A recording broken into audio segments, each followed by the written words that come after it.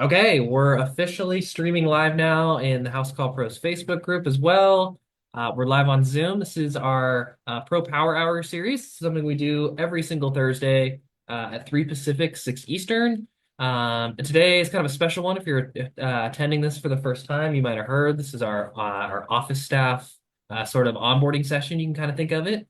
We're doing this kind of on a quarterly basis, but every week we do a Power Hour. Usually a feature focus. We'll usually take one, two, maybe three features, and we'll do a full demo. We'll talk about the benefits, why you might want to use it. We started doing this earlier this year, back in May. We have a ton of different recordings. We've covered a lot of ground since we started. We still have some more to cover and more to go, but if you're interested in getting any of those recordings, they're all available. And you can join us every week. You can register and join us on Zoom. You can join us in the Facebook group, but we're always live right around this time. And we've got Phil here. He's kind of our resident onboarding specialist, joins us for most of these. Phil, if you want to introduce yourself and then we can get into it.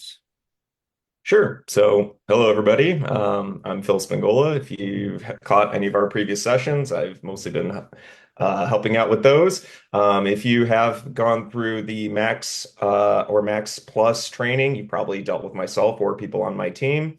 And also, if you've reached out for support calls or anything like that, usually I've been one of the people that has helped you with that. So, been around the program a couple of times. So, I've I tend to do this with every client that I tend to get. Usually, our first call is setting up the account. Second one is exactly what we're going to go over today. So, really, what we're going to focus on is the day-to-day stuff for any of the office staff. We're probably going to start at the very front end of just simply adding employees, and we're going to go all the way through scheduling, dispatching, collecting payments. And we'll talk about another couple of features on the back end that is also going to help you with your day-to-day. Now, this session usually takes about 45 minutes when I do it with my accounts one-on-one. So there is a lot of information. It may seem a little bit overwhelming. I will try to go as slowly and as clearly as I can to make sure that we're all on the same page. I do have the chat open here, so certainly feel free to throw out a question. I'm probably not going to be answering every question right away. I'll probably save some for the end because I may answer your question as we move through our process. So let's go ahead and get started. Now I'm going to go ahead and share my account here. I've got my little Phil's Big Company over here, and this is where we're going to start.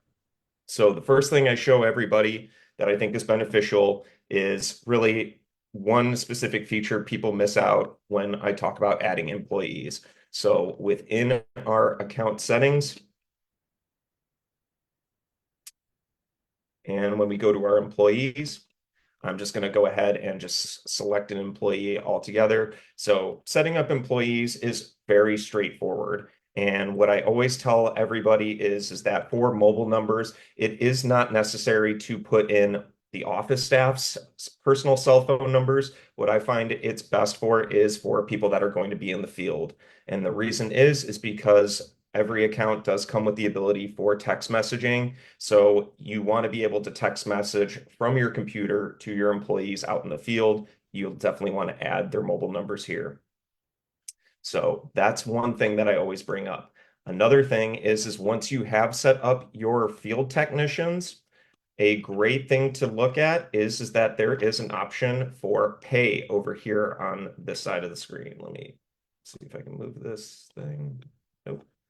Okay, so pay right here. When we go into pay, you do have the ability to put in how much that technician is costing you. So if that technician is hourly, salaried full-time, or salaried part-time, you can go ahead and put in how much essentially you're paying them. So if I'm going to say $45 an hour, underneath here, there is spots for additional costs. So any additional costs that you put into this person's particular pay rate, so that could include any additional overhead costs or any additional markups, you can certainly put those in. But we also do provide you with this little calculator here, which I encourage everybody to use when you are setting this up, because it'll typically ask you about 4 questions that relate to any overhead that goes into your employee. So in this example, take home money, I'm just going to use examples of, let's say, $100. Gross earnings, again, just going to put in a simple amount. Any additional 401k, I'm just going to continue to put in $100 and amount paid by employer to cover insurance and any additional workers' comp. Just going to go ahead and put in another 100. So with that calculator, as you can see, it's already generated what the additional markup is and the additional cost per hour is for this employee. And we go ahead and spit out a fully loaded rate here. So this is what you should be what you should be paying your employee with all of that additional overhead. Now, if you're going to say that that $45 includes all of my overhead, all you really need to do is just put 0 for these, and then that way it's $45. Now, the reason I do bring this up with everybody is because when we start going into jobs, you're going to see how it kicks in with the time tracking. So when my employee here, Tyrion, goes out and starts doing a job and he hits start on the job and he's out there for 2 hours, hits finish, I'm going to be able to pull a job costing report, which we're all going to see later, that he is costing me $90 in labor on that particular job. Again, we will see that later, but this is where you go ahead to go and set that up. Now, people always ask me about the commission rate down here. As you can see, and as I tell everybody, our commissions at this time are very basic. All I can really do is simply say that if I'm going to be doing commissions, I can say that Tyrion here gets 10% commission rate.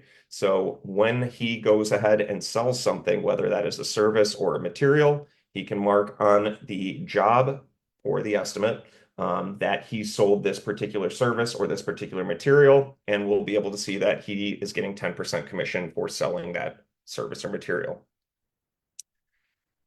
I'll go ahead and leave that there just in case we want to see an example of that. But all right, so now that's really the first thing that I show everybody when it comes to day-to-day with the office staff. Now, really, once all of your employees are set up, here's where we really start diving into the day-to-day things. Now, taking a look at the schedule, I always tell everybody is if you've used one schedule, you've kind of used them all, but I will point out a couple of the differences that we do have. So one of the things is over here, you do have the ability to change your different view of the schedule. Personally, my favorite is schedule because it puts all of my employees at the top up here and I can see their day within a vertical format. Some people do prefer dispatch. I know that there are other CRMs out there that people come to us and they're more familiar with this view. That's, it's your preference. So what this does, puts all the employees on the left-hand side and gives you more of a horizontal format. Now, when we go into day, that's similar to the schedule view. If we go into week, it's going to give us more of a week view. Now, this is a little bit of a secret view where you can see everybody at the top because when I hit week, there is this view by employee option. And if I turn that off, it's just going to give me what the day is going to look like, and I'll know which employee is out there based on the color that's assigned to them. Personally, as I mentioned, I like the schedule view, so I do kind of like this week view with all of my employees at the top. Now for month, it's going to look just kind of like a normal planner, and you'll be able to know who is who just based by the colors that they are assigned. Now, another thing we have in here is if we come over onto the left-hand side, there's these 3 lines, and if you are familiar with Google Calendar, it's essentially the same functionality. When we open it up, you'll go ahead and see that this window opens so that we can go into the future or into the past. Down below, we have an option. So as we can see all of the team members here. Now, if you want to remove some people from here, we can filter them off just by unchecking them. So that way, as you start loading up profiles for your account, we can go ahead and filter out the people who don't need to be dispatched so that we can create more room for the people that do. Now, a common question I get is sometimes when we assign a lot of employees, maybe 2 or 3 to a specific job, why does the text message specifically say one of the employees is coming over instead of all of them? And the reason is because it's basing off of your lead essentially. And the way that you can reorder them is with this button right here. So if I want to go ahead and say Luke Skywalker here is my lead technician, I can move him to the top. So that way, when I do send him out with a job with a couple of other people, he's going to be the one that's mostly showing up on the text messages to the customers. All right, and then going ahead and putting things onto the schedule, what we can do is it's pretty simple. There's one way where we can just go ahead and click directly on the schedule, and that will block off 1 hour of time and give you an option to start a job, an estimate, or an event. You can also click, and if you hold it, you can drag it out. So if you want to block off more than an hour, you can certainly do that as well. Start a job, an estimate, or an event. Now, I'm going to quickly talk about events just because simply there's not a lot to it. Really, what you'll use this for is to block off time on the schedule for somebody, whether that's an important meeting, has an onboarding training, vacation, doctor's appointment, taking the day off. You'll want to use an event because that will go ahead and block off time on the schedule.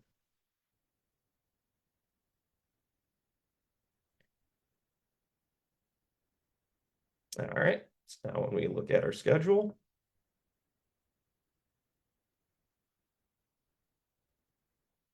we'll see that there's the doctor's appointment.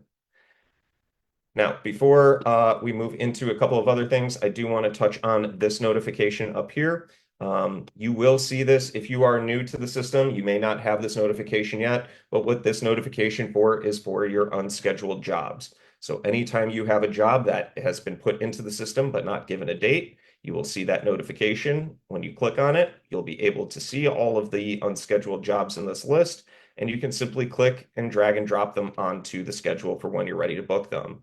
You can also feel free to go ahead and click directly on that job, and that will open it up so you can make any changes to it or do whatever you need to. But we'll look at jobs in just a moment. Now, another way of putting things onto the schedule is going up here to the new button. Now, from the new button, we can start a job, an estimate, or an event. Now, my account does come with the pipeline, which does have the intake form. We're going to talk about that in a second. But if you do not have the pipeline or the intake form, typically when you are going to put a new customer into the system, you would go to the new button and you would go to customer. This is how it looks. Now, really, all of this is very straightforward, just simply putting in the information about the customer. So this I'm going to kind of go past. Really, the important things to point out is the notes and the referred section down below here. So for customer notes, it's a great place to put in any information about the customer. Customer is never going to see this information. So what I've seen this typically used for is maybe like this customer has a problem paying bills on time, or maybe this customer is kind of a pain to deal with. You can go ahead and put this in. Again, they will not see this. We will be able to see this internally. Customer tags.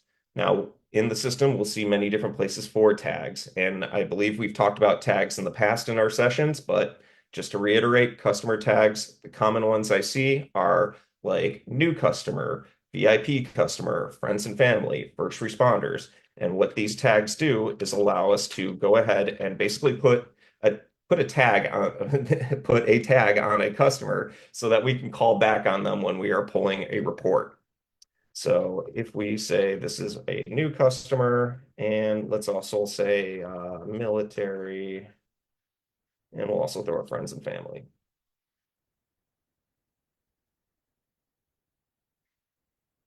Now, the next one over here, there is lead source. So for that, we can go ahead and put in where the customer heard about us. We have talked about lead sources in the past and how they stay within the system. And really, when we put a lead source on a customer here, it's going to stick with that customer profile. Now, a question we got before is why doesn't that carry over to each estimate and to each job? I answered that before by saying is that because maybe the customer called into our business from a different lead source line when they needed a different job done, so that way we can still keep tabs on where the customer originally heard about us, and then each time they've called in, which line that they particularly called from. Now, the other thing on here is the customer bills too. If you've talked to myself or any of our data team, you've heard of the parent-child relationship. That's what this is for. And the way I break it down is I rent my unit here. I do have my landlord that owns the building and all the units inside. So really the two ways to set this up in Housecall is one, you can create one profile for me, one profile for my landlord. And so as you start to type out my landlord's name, you'll see that they appear in this drop-down menu. And when I go ahead and click on it, that's going to link our two accounts so that that way I'm going to be the service location. I'm going to get all the text messages that your team is on the way, but he's going to get all the bills. The other way I've seen this done in Housecall is that they just create the one profile for my landlord and add my address to the list of addresses that he has. And that way he's going to get all of the text messages, he's going to get all the notifications and all the bills. He'll reach out to me so I know what's going on. Down below here, we have a referred by. So if you do have any of that friends and family or people that do word of mouth, you can go ahead and mark that as well. And speaking of those text messages, is if a customer ever wants to opt out of receiving the notifications, you can go ahead and uncheck the box, and that way they won't receive any of those text notifications. Now, if you do have the pipeline and the intake form, and if you don't have it, I would really recommend getting it because you're going to see just how useful it is. I think it's one of the most useful tools within our system that you can have because within our intake form, it allows us to get a little bit more information from the customer. And it allows us to take that information and be able to go ahead and pass it on to the next person that's going to be handling the job or the estimate. So in here, we can start putting in a customer from scratch, but I'm going to go ahead and use one of our customers that we already have in here. Now, within the request description here, this is where I tell everybody is the best place to put in all the information that you get from the customer on the call. So,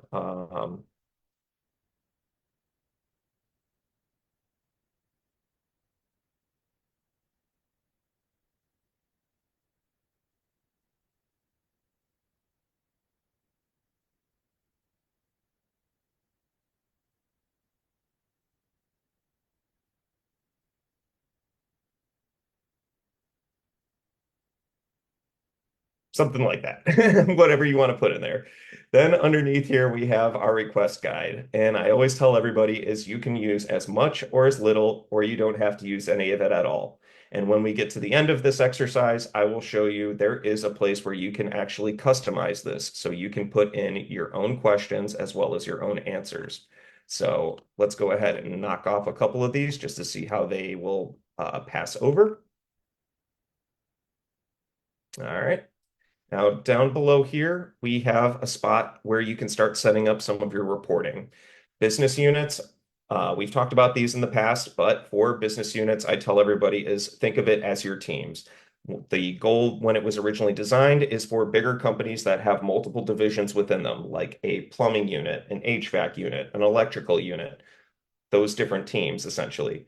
Now, what I've suggested for smaller companies is say you have the same two people that go in the same truck every day. What you can do is put in here truck one, truck two, truck three. Now, it doesn't assign it to them, but what it does is it allows us to pull a report so we can see all the work of truck one versus all the work of truck two. Job types we've talked about in the past, but the way I've talked about them is kind of think of them as your filing cabinet. And job type is the name of your filing cabinet. So as you can see, I have a couple in here, such as the defaults that we give everybody is install and repair. You can obviously put in whatever you want, but let's go ahead and say that this is going to be an install job. Next, we have the tags. Now, these are tags that are referring to the estimate or to the job. So in this particular example, I say job type is the name of the filing cabinet. The job tags and estimate tags are the names of the little folders inside. So if we're going to say that this is an install job, I can go ahead and say, all right, this is also a residential job. I know that's not spelled right. And maybe we'll say this is in phase one. Lead source, we already discussed a little bit earlier, but again, just another place where we can mark where the customer heard about us. And also on the intake form, there is a place to go ahead and start putting in some line items. You don't have to put in line items at this time. You can always leave this blank and it can be filled out by your technician at a later time. couple of other things that are beneficial about the intake form here is there is a frequently asked questions side. Now, you can set this up any way you want.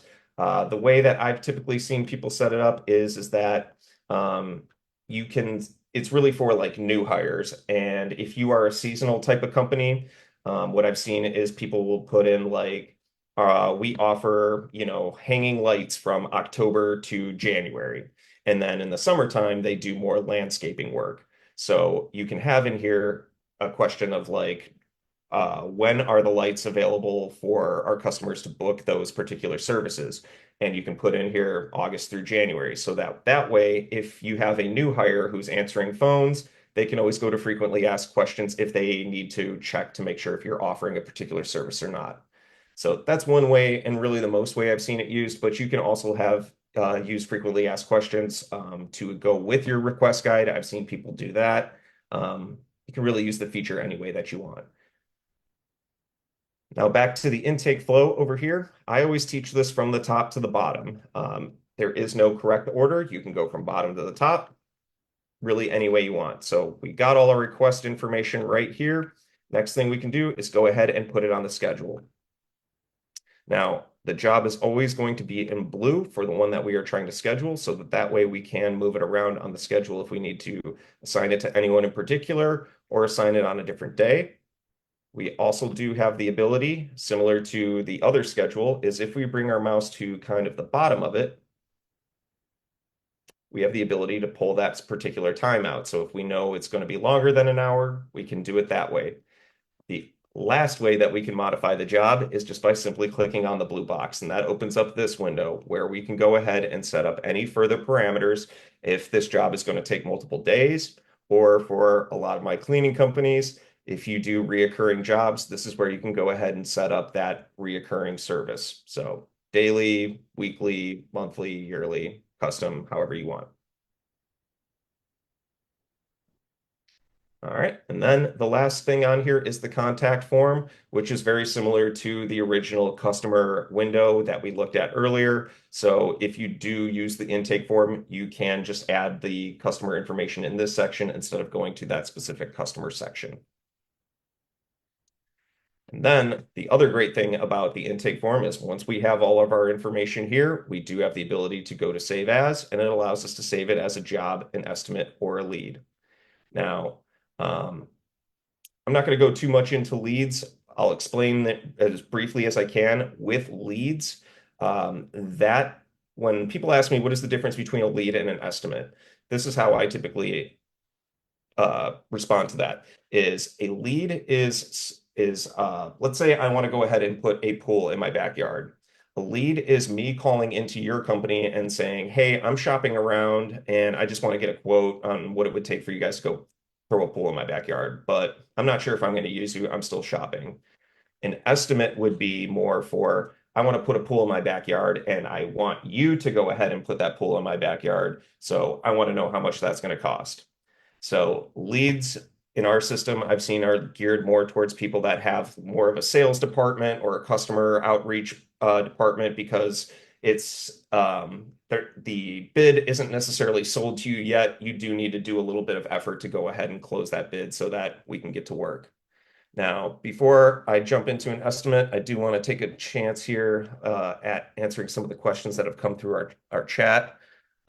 So first one I see here, I just want to verify this is only on intake for pipeline, correct? That is correct. To get the intake form, you need to have either the pipeline feature, or if you have our voice over IP feature, you do get the intake form with that, as well as I believe you also get the pipeline with that. I would just double check that with your success advisor. Is there a way to send the address with the text, especially to contractors who might have various jobs, i.e. a single contractor with multiple locations sending the address instead of the generic on my way? So the on my way button really is tied to the information that's within the system. If you have set up a text messaging number, I would recommend going to your text messaging section and you can see what that looks like. And from there, you can go ahead and customize it to say specific points of data. In terms of your question here, Scott. Um, is it contract? Um, For this question, I would probably need a little bit more time. I would suggest maybe reaching out and setting up a coaching call for those. I'm going to do this maybe again at the end of the call, but at the bottom of every blue bubble, you should have a scheduled coaching call that gets you in touch with my support team. That way we can handle more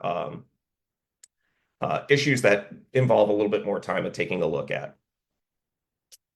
Um, when you make a new call, do you have to make an when you make a new call, do you have to make a new job or do calls get stored? So that would be you would want to check into our voice over IP session because that really only works in terms of calls getting recorded. Those stick in house call if you have the voice over IP. And I'm going to take one more question here. If there is an upfront service fee, would we need to save the intake as a job first to process the payment? So that is correct. The only way that house call is able to take payments is it needs to be through a job. So if you are taking any deposits or any prepayments, it does need to be through a job. Is there a cost for a coaching call? No, there is not. Max Plus, I know you are able to get those easily through the blue chat bubble with that coaching button. If you are on essentials or basics, you can go to the the blue chat bubble and request a coaching session from our chat team. All right. I'm going to keep moving on because we got a lot to cover here. So first thing I'm going to do is I'm going to go ahead and save this as an estimate just because if you don't do estimates, you can always cut out that whole estimate part and jump straight into a job. Now, for estimates, this part is usually done by people in the field, but I think it's important that everybody in the office knows how to do this because there are certain parts of it that you may be required to do. So first thing is, as we're looking at the estimate, we did already put it on the schedule, but if for any reason we need to make any changes, we can always hit the scheduling button right here and make any changes to the actual scheduling. Now, this part is mostly going to be done by your technicians out in the field. Probably the same thing underneath here, but if you do need to do this within the office, I always say is for services. Adding a service, we can just simply click on the button here, and usually a drop-down menu will appear. Now, this is pulling from your price book. So as you do have the ability to type specific items out, let's say like AC, yep, AC service call, and I can just click right there, and that'll go ahead and add it to the estimate. We also do have the ability to type out a specific custom one-time option.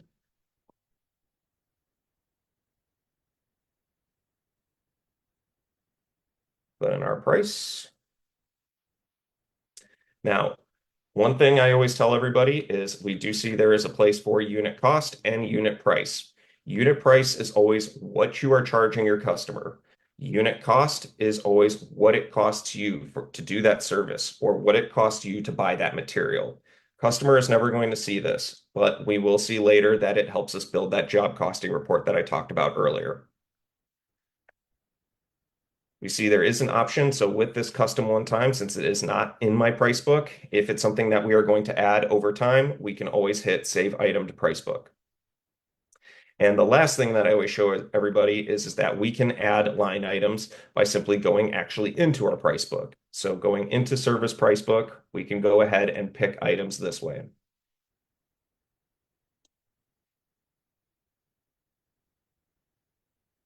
All right. So now I have my service line items. Underneath here, if you do add materials, a lot of people I've talked to, I would say probably like 85% of you out there that I've talked to are generally doing flat rate. So that's why it's kind of built here into the services.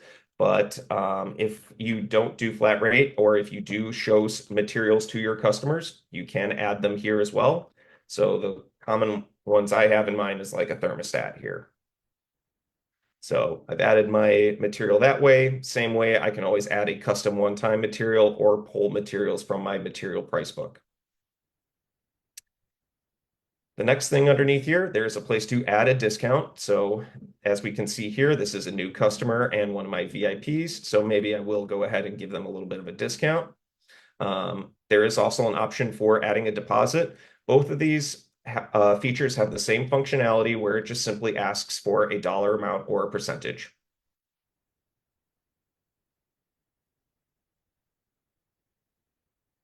And there we go. We see how much is due today for the deposit and $440, or there's the subtotal.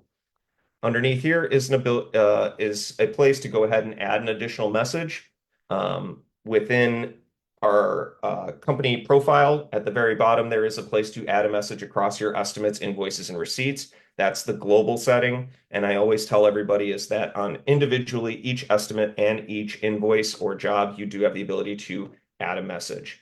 I was helping somebody earlier today that was asking about PO numbers. I don't want to dive too much into that because that's still something that we are working on over here, but this is a great place to go ahead for people to add PO numbers because it does stick onto the invoice or the estimate so that that way, whoever it goes to, they would be able to see a PO number. Now, a couple of other things to point out. Here's the information from the request guide that pulled over. So my estimator, as they're out there, they can go ahead, see all this information and prepare themselves more for the job. And then underneath here, we have the activity feed.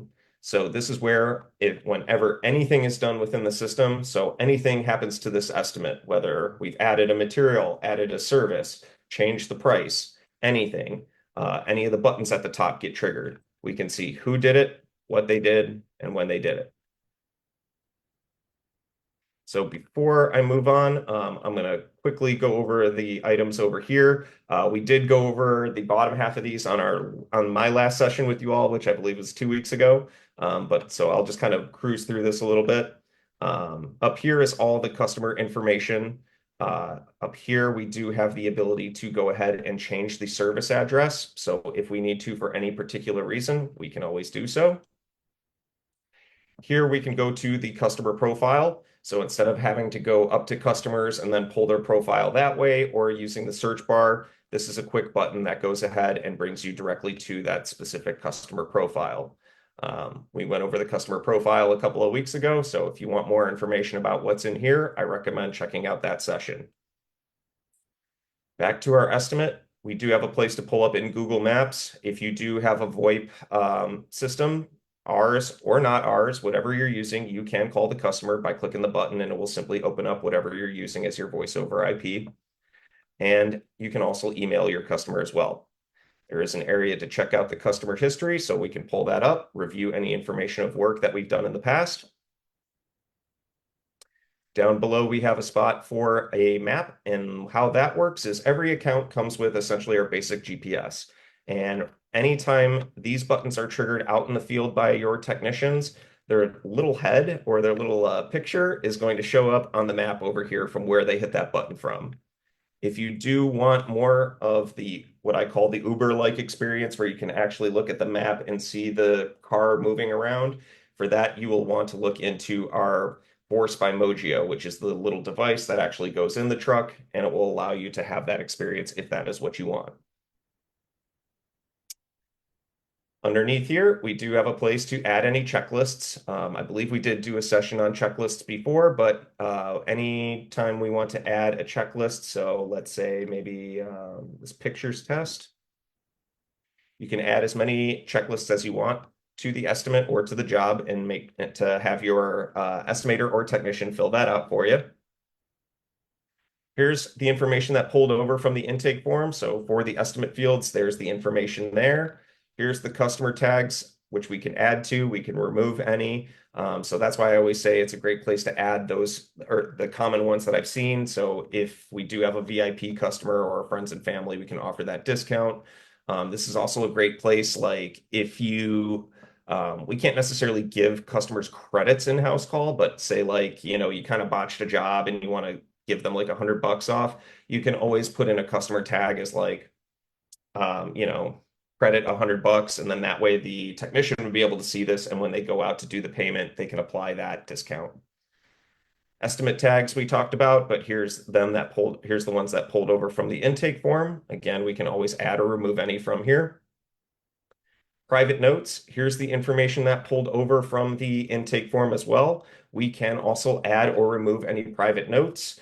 Great place to put in gate codes, key under the mat, don't park in the driveway. Or I've talked to some companies where they want their technician to give basically the company a little bit of a description of what they did. And so this is a great place because the customer will never see any of these private notes.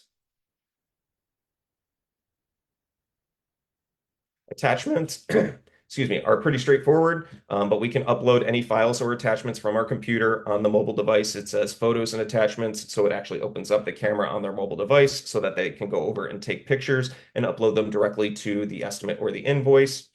And then the last option is lead source, which we've already discussed, another place to mark where they heard about us. Now, before we go ahead and send this out, I want to point out you do have the ability, so anybody that does offer options, you can add another option to an estimate so that you can go ahead and provide your customer with multiple options of what type of work you want to provide them. And there's also the ability where it says option one here and these three dots. If I click more, it allows me to, the first thing is save this as a template. So if you create an estimate and it's a common one that you send out, instead of having to create it every single time, we can just save it as a template.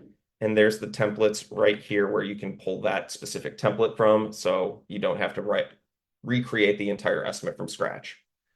There is also the ability to copy to a new option. So I've talked with a lot of people. In this example, we have this air conditioner AC service call. So maybe I want to make that my first option, AC service call with a filter replacement as the second option. I can go ahead and hit copy to new option, and that will copy this AC conditioner over to the next option. That way I don't have to rebuild it from scratch. And then there's an option to copy to new estimate, which would just create a whole new estimate with everything that is already on this one. Now, before we go ahead and send this off, another thing I always reiterate to everybody, especially office staff, is that if you are a company that does not send an estimator out there, you do not need to hit on my way and finish to go ahead and send off an estimate or even schedule it. If you're a company that just creates estimates and sends them off to your customers, you can easily just click send, bypass all those other buttons, and send it directly off to your customer. Now, every time we do hit that send button, it does give us this customer view option where we can take a look at how the customer is going to view that estimate. We do have the ability on the right-hand side over here to go ahead and basically add or remove any information from the estimate that we want the customer to see. So like technician name, maybe we don't want them to see that, maybe we do. For services, I've dealt with companies that don't want to show descriptions or line items, and they just simply want to show a subtotal. You can do that as well. And lastly, for companies that deal with maybe some clients that don't use the internet or have a email address, there is an option for envelope optimized. So if you click on that button, you'll have the ability to print out your estimates or your invoices in a format that works well with envelopes. You can also download the estimate or invoice and add any attachments if you need to. But from here, we can go on to next, which is where we can send off our estimate either via email or via text. You can do it both ways. You just have to do it one at a time. And you can also make any changes to the email that goes out, email addresses or subjects. The other thing is that once we send it out, this will go ahead and say essentially waiting for approval. So let's take a look at how that's going to look. Awaiting approval. Now, if you ever get a customer that says, hey, you know what, I didn't get that email, or I'm having trouble opening it, but I want to approve it and get this project going, we can, on the back end, approve the estimate on behalf of the customer or decline it as well. Then what I've typically seen is mostly the office staff, when they see that an estimate has been approved, they can go ahead and copy it to a job.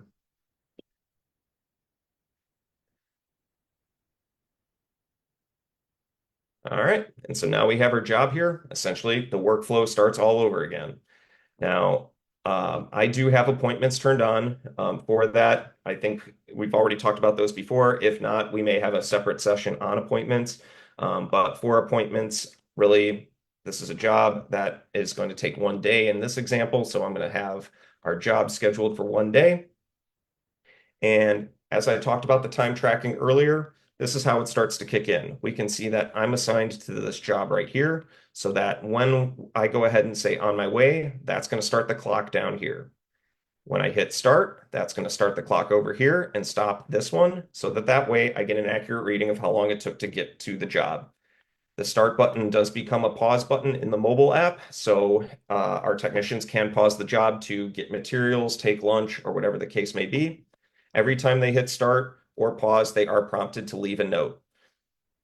Once they hit finish, that will basically stop the clock again right there so that we know how long it took to complete the job.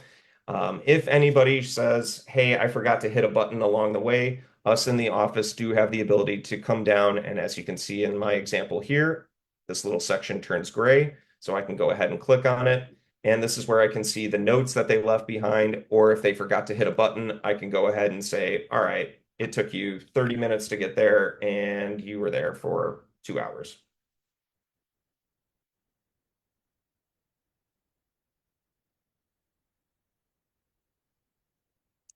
All right. So then moving down, as we can see, more of this is fairly similar to what the estimate looked like. If you do have progress invoicing turned on, this is where that kicks in. We may do another session on specifically progress invoicing if we haven't done one already, but we can certainly talk about that. But this is where you can add any additional invoices if you do progress invoicing.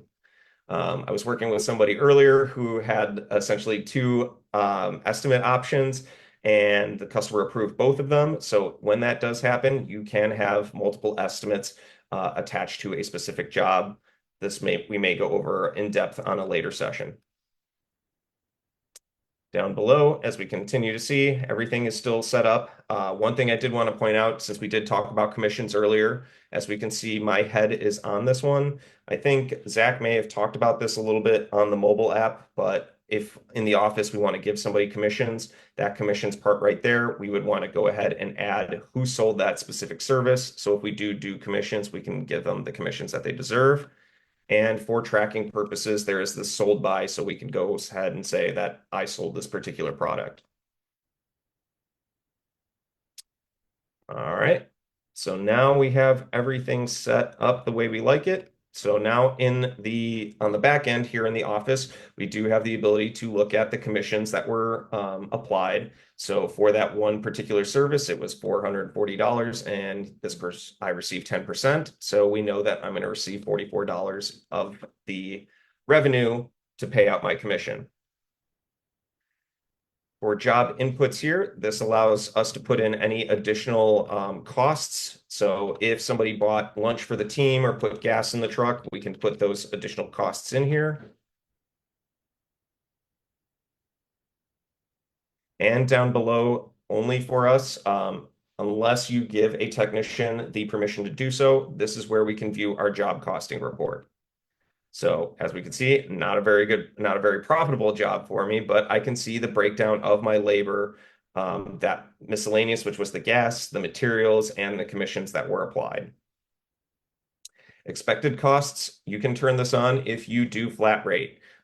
We may do a session on flat rate maybe a little bit later, but if you do flat rate, expected cost is great for you because you can set up your flat rate services within your price book. And then we can see that this job, we are supposed to have an 82% profit margin, but we see that we actually received negative 1,000. So now we got to have a question about what happened here. So moving on through the job, really everything else, this is done by our technicians out in the field. If we do need to send off the invoice, same way that we went ahead and send off our estimate, we can just go ahead and send off the particular invoice. We can also send it via email or via text. And when it comes time to pay, if you don't take payment in the field, if a customer calls over the phone, we can always hit pay right here, and we can put in the amount that is going to be paid. when we hit next, we can go ahead and put in how we receive that payment. So credit card, cash, check, any form of payment. We'll go ahead and say this one was marked as cash. So once an invoice is marked as paid, that's going to automatically trigger an email to be sent with a copy of a receipt to the customer. If they do request a paid invoice, we can retroactively send them a paid invoice.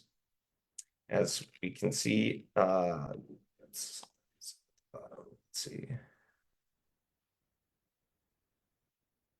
Six. Well, I think it's probably because we broke it up. There we go. $0, and there is the payment history, so the customer can see that as well. On the back end, we also do see once an invoice has been paid, if we scroll down, we can see that there is a payment history box so that we can see when we collected payment, how we collected it, the amount, issue a refund, or cancel the payment altogether. So that's really kind of the day-to-day, putting new employees into the system, creating customers, putting them into the system, using the intake form or the schedule to create estimates and turning those estimates into jobs. If you are going to avoid estimates, you can just go straight into jobs. Now, before I move any forward, before I start taking questions, I just want to quickly show you all, as promised, a place where you can customize the intake form. That is over in your account settings under customer intake and the request guide. Here's all the questions that are there. You can always make changes to them, move them up or down, delete them, or if you like what's there and want to continue to add to them, you can always add more questions. And really the only other things that I would talk about, we did talk about on our last session when we talked about the customer profile, but I think it's important for office staff to know this as well since we are on the topic. If we are looking at a customer profile and let's say a customer asks for their last 3 invoices, we can go ahead into jobs and we can go ahead and set up, if they say, you know, I want my last 3 invoices, we can check off the 3 that are needed. And there's the send off button, so we can send off multiple invoices at one time. Or maybe those ones are paid, but just kind of want to show it there. I know we're getting close on time. And there's the option for if somebody wants to make a payment over several invoices, we can always hit the pay button there. It'll go ahead and apply that payment across those 3 invoices. So that's another thing I just kind of wanted to show because I know a lot of office staff have to deal with AR balances. That's the best way to go ahead and do that. So with that, I will go ahead and start looking at a couple of the questions. Let's see here. First one I see is from Cindy. Before the job is invoiced, doesn't a copy of the work order get sent to the customer once the job is completed? How can we stop this? So nothing really gets sent to the customer unless we actually send it off to them once you hit that send button. So if a job, before the job is invoiced, if you're using that terminology as it being sent, I always tell everybody not to consider it an invoice until you've actually hit the send button. So really, the only other thing that would be sent before we actually send them an invoice would be an estimate. If you are having some kind of issue, as you said, it looks like something is being sent, and I'm not really understanding why that is, I would recommend setting up a coaching session so we can take a deeper look at what's going on. Why does here's one from Julia. Why does HCP generate an invoice if 50% of deposit is off by 25 cents or something? Then I cannot change it on our end if 50% deposit is off. Julia, I would probably say you probably should reach out for support so we can take a look because typically what I see with the deposits is that if you do 50%, it should do it 50% essentially across the board. If it was $100, it should be $50. But if you're saying that when you're doing it, you're getting 49.75, I would say set up a call so that we can take a look at that. All right, just so to be clear, we do 50% on the estimate page, never in the job section. So you can you can set up a deposit for it to be shown on the estimate. And basically, when they do that approval, what you can do is go ahead and copy it to a job, and then in the payment section, go ahead and take that deposit payment, stick it on there, and then that way you have the deposit. It's already on the way to your bank account, and you can get forward with the project. The finished job text goes out before sending the invoice. Um, that is true. It does go out when you hit finished. However, you do have the ability is if you want to send the invoice first, you can click on the invoice first before hitting end. So that way the invoice goes out first before the text message. From Wayne, if you edit time on a job with multiple days, does it stop all future time tracking? All right, so this is a common one that I get in support calls. So I'm not sure if Zach talked about this, but I think I may have talked about this before. When it comes to a job and technicians are out in the field and it's a job taking multiple days, the way that I recommend they do this is that instead of hitting finish for day one, they actually hit pause. And when they hit pause, they are prompted to leave a note and they can go ahead and say, finished work on day one. And then when they show up on the next day, they can go ahead and hit start. It'll prompt them to leave a note so that they can go ahead and say, started work on day two.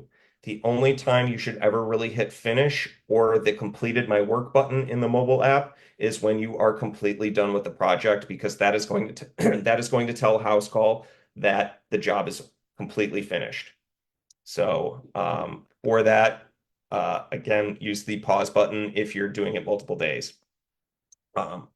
And on a side note, again, we may do a session on appointments if we haven't already, but if you are doing appointments, there is a specific setting and a specific option that you have so that it will just say that the appointment is done, but not the actual job.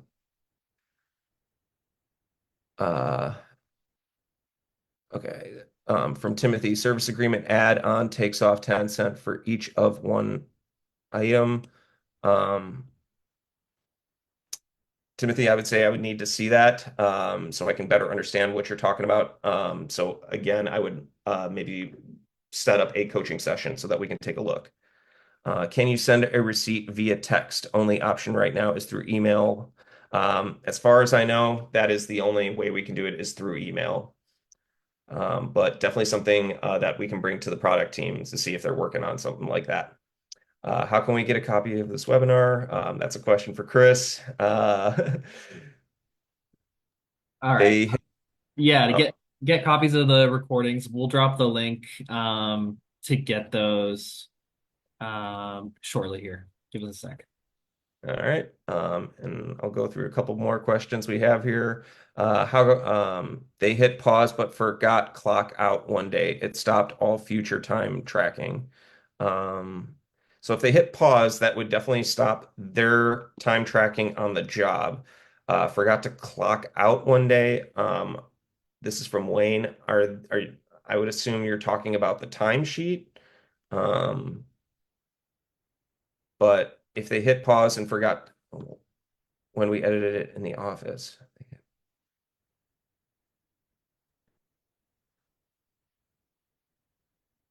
Wayne, I would probably suggest setting up a meeting so we can talk this one out a little bit. Steve, can you use the start button on the desktop to pause a job? Unfortunately, not at this time. The pause button only shows up in the mobile app. Can you add credit card fee and price? Is there a button to push, or the tech just has to do the math each job? Now, I get this question a lot. Now, I always preface it with understand the laws within your state, your county, and your city. Not every state allows you to pass over credit card fees to customers. If you do have this ability for you, the best ways that I've seen to do this within Housecall is one, if you don't push taxes to your customers, you can add the credit card fee as a tax rate. I've also seen other customers go ahead and add it as a line item. For that, the technician would have to manually think about what that percentage is and apply it. Most common thing that I've seen is that people bake the credit card fee already into their service price. And that way, if a customer decides to pay cash, you can always apply a discount. People love discounts. But that would be those are my three suggestions when passing credit card fees. When sending invoices or estimates, this is probably going to be my last one since we're getting on time. When sending invoices or estimates, will it notify us if the email bounces or if it was successfully delivered? So we used to have a section for that. As far as I know, it is under construction. It has not been fixed, but to show where that is, that was in this section here when we are looking at a customer profile. So pull up this one. This invoices section right here, this is where we used to be able to see the status of anything that we have sent to a customer. And there is a status section over here that lets you know if it bounced, if it was opened, or if it's sent and waiting to be opened. As you can see, it's blank right here. This is under construction as far as I know.